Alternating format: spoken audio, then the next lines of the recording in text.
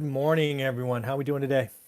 So we're starting that second week that I've been talking about, right? There's kind of 2 weeks I've been hinting at that probably had a large majority of kind of negative news, right? Negative headlines. Well, the good news is we're halfway through it. Um, I think hopefully now, if you've been watching this channel, you now expect it. Both another bad week for unemployment claims, no doubt. We are going to see a rise in cases. We're going to see a rise in deaths, but all of these things should be expected. These are just things we have to get through. But what I'm excited about today, excited may not even be the right word, exuberant, I don't know. Vocabulary is not my strength. Whatever that really, really, really excited is I think the path for the very first time to starting to open our economy, start getting the service sector back to work, I can see a path where that all begins on May 1st. And again, if you've been watching this channel for any length of time, you know how I feel. It's been neither right or left, Republican or Democrat. It's just what I think. And there was a big deal. There was a big pivot yesterday. We are now extending the social distancing, if you want to call it, to the end of March. No, end of April, excuse me, April. We are now focused on some hot spots. But most importantly, what this 30-day gives us is we have time.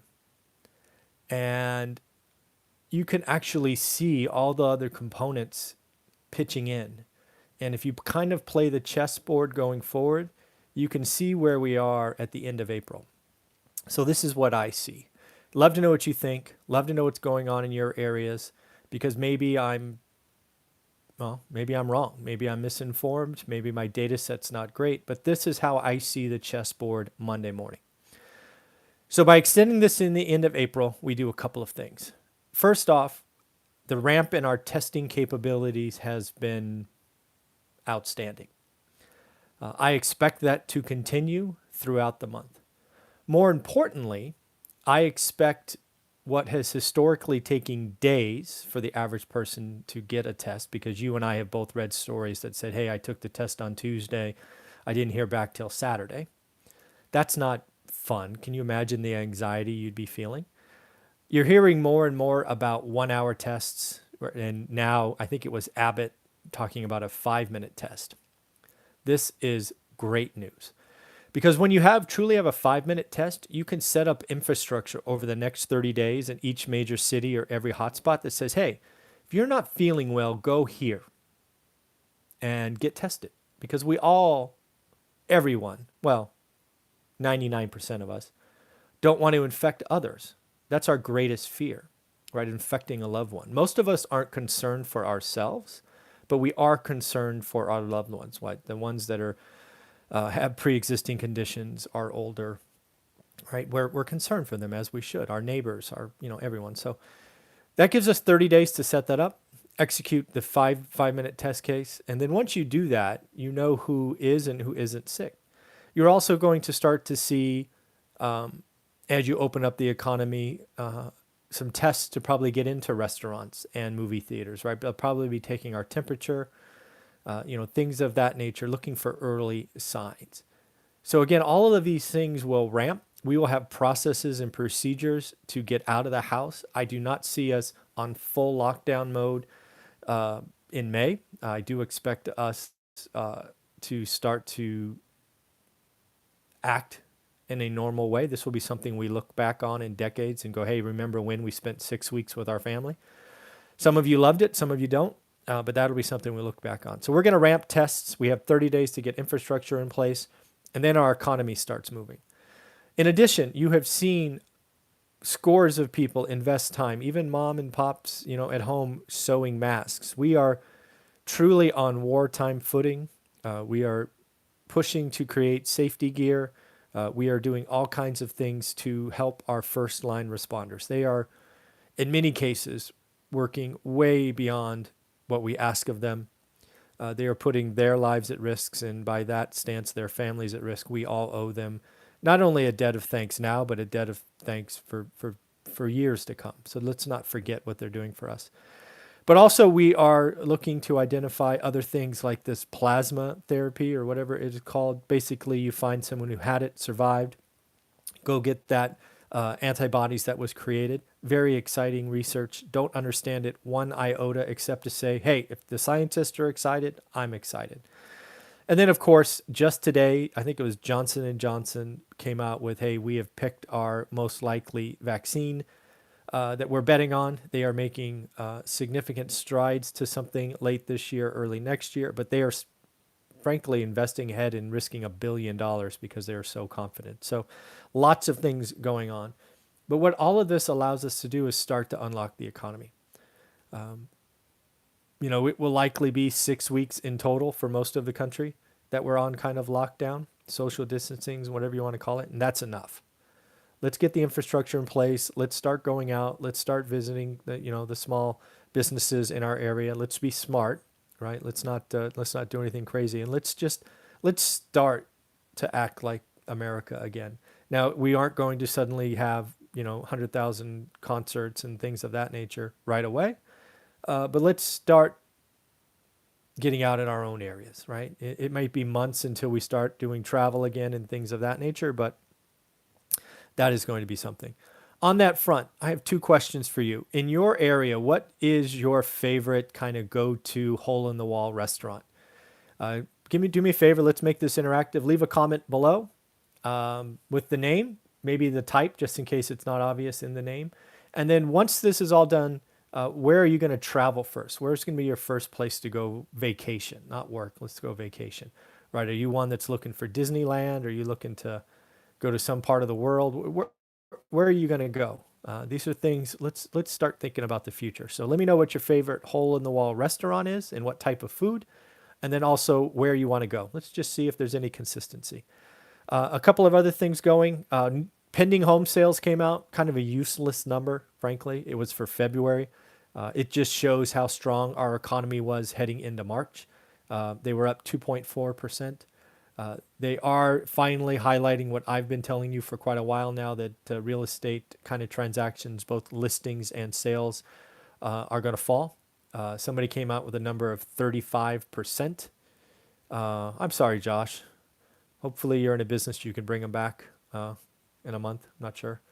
But they're saying 35% drop. Again, when people are scared, lenders are scared, buyers scared, sellers scared. 35% may not be enough, frankly. But we will be back from this. So it'll be interesting to see what the March numbers look like. We'll start to get some here. We'll get the unemployment number on Friday, so that'll be interesting. Other things that I am looking at are post this event. Are index funds the answer that everybody thought it was? I've been talking about for a couple of weeks now that a lot of the gyrations in the market were simply liquidations of index funds, which took everybody down, the good and the bad. And maybe doing research and being an active stock investor is maybe the right answer. I don't know. Again, I won't be putting any money to work, but I think that's a fair question to ask. The other thing to ask is, if you're looking to have fixed income, right? You were looking to live on fixed income, bonds or whatever it is, dividends. Does something change, right? Because first off, bonds aren't, the interest rate is nothing these days. And I think there's a lot of talk about dividends being at risk. So I don't know. There's just things I'm thinking about. The lending market, clearly broken. I saw for the first time over the weekend kind of calls to the Fed and Treasury to say, you kind of caused this with coming into the market with those big bazookas. You kind of took demand to one part of the lending market and everything else is starving. You're having margin calls and things of that nature. Based on what I read, they're 2 or 3 days away from being fully broken and out of business. So I expect something in the next 48 hours to kind of come in and say, hey, eliminate margin calls for the next 8 weeks or something. And because it's all this repricing and things that are causing them to to have to put up more capital that they just don't have. And then the other thing I'm looking at is multifamily. If you've been watching this channel for any length of time, you know how I feel about multifamily. It is, at least coming in, was overpriced. Plenty of bad deals were getting done because people were too excited. There were plenty of national syndicators out there getting probably feeling like they had to place money into deals, which now look, I thought they looked bad to begin with. They probably look terrible now. But I wonder what's going to go on there. Um, if this is only 6 weeks, do they limp through and they get forbearance from, big, Fannie and Freddie? How long do they go before they actually send out checks to their limited partners? Anybody gets sued? There's all kinds of stuff that can happen in this market, but it's going to be interesting. So the last thing I want to talk about is, what is your plan? Let's assume you're getting $1,200. Your significant other, if you're married, get another $1,200, and you have some kids right there. There are plenty of people that are going to get more money in April, right, than they make in their daily jobs. I'm wondering, people on this channel, what's your plan for your one-time check? Are you going to save it? Are you going to use it to pay some bills? What are you going to do? Something I'm looking at doing is probably going to donate it somewhere. If you have ideas where I should donate it, let me know. Yeah, that's probably what I'm going to do with the 1,200. The 1,200 I get. Assuming Olivia will do the same thing. So, if you have any good suggestions on charities or whatnot, let me know. My default, of course, will be the Food Bank of Fresno.